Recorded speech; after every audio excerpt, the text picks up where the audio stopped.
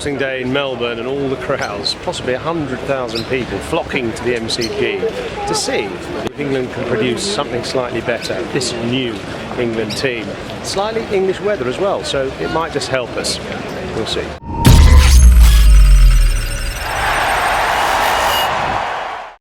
Well, it was a record crowd in the end. Over 91,000 people came to watch the Australian fast bowlers persevering, sticking at their plans and making it very difficult for England.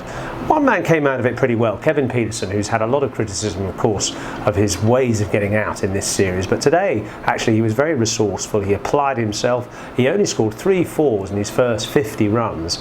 And if we look at his wagon wheel here, you can see a lot of runs on the leg side clipped just for 1s and 2s, not the big shots that you normally associate with Pietersen, just those 2 fours in front of square, the pull shots, and then the hook, which went for 6 via, of course, the fielder who caught the ball and then ran over the line. So just 3 fours on the leg side, and then a 4 at the end of the day's play through the offside. The last ball, in fact, that he faced, he drilled for 4 through the offside. But those are the only boundaries that he hit all through the day with about 4 or 5 hours batting, and that was impressive concentration and application from Pietersen.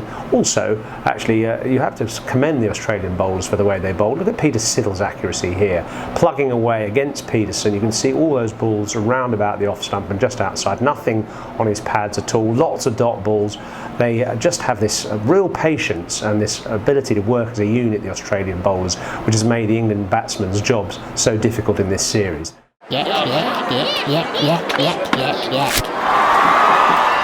Were you quite surprised, in a way, by the way Pietersen actually played? I mean, you know, 3 fours in his first 50 runs. Quite surprising, wasn't it? Yeah, I think it just shows that whoever you are, you know, Pietersen portrays this image of ultra confidence, you know, the most confident England player that I certainly played with, but it also tells you that he's human. He's not in great form. As much as he'll say that he's playing as well as ever, he's not. You know, and today was a day about, you know, really grafting, working hard, making sure that he didn't give it away. He got a bit of fortune with a couple of drop chances, but I just felt it was a day where he really applied himself for the team and made sure that England, well, they've not got a massive total, but at least they're in the game. It could have been a lot worse. It could have been 180 all that if Pietersen had been caught at fine leg or caught at mid-wicket. So at least Pietersen applied himself and, you know, almost showed to the rest of the team, look, I'm not just going to continue to play the big shots, I'm going to play a bit like Jeffrey, the bloke that just called me a mug. Called him a mug the other day. Do you think he read that? Yeah, he'll have known exactly what Jeffrey Boycott said, because he goes and does a press conference and everyone tells him about it. So, you know, he wanted to, you're about to get run over, Yeah, I know. Get cleaned out.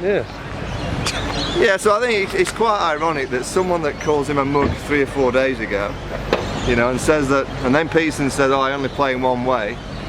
The next day that he goes out to bat, Pietersen plays like Jeffrey Boycott and does play a different way. So I think it's quite, and he passes Jeffrey Boycott's test match run. So it's been a day where the Kevin Pietersen that we love batted like Jeffrey Boycott, but I have to say that I actually prefer Kevin Pietersen batting like Kevin Pietersen. Yeah, let's hope that it is a competition tomorrow and that England can convert 226 into maybe 350. That would be really good.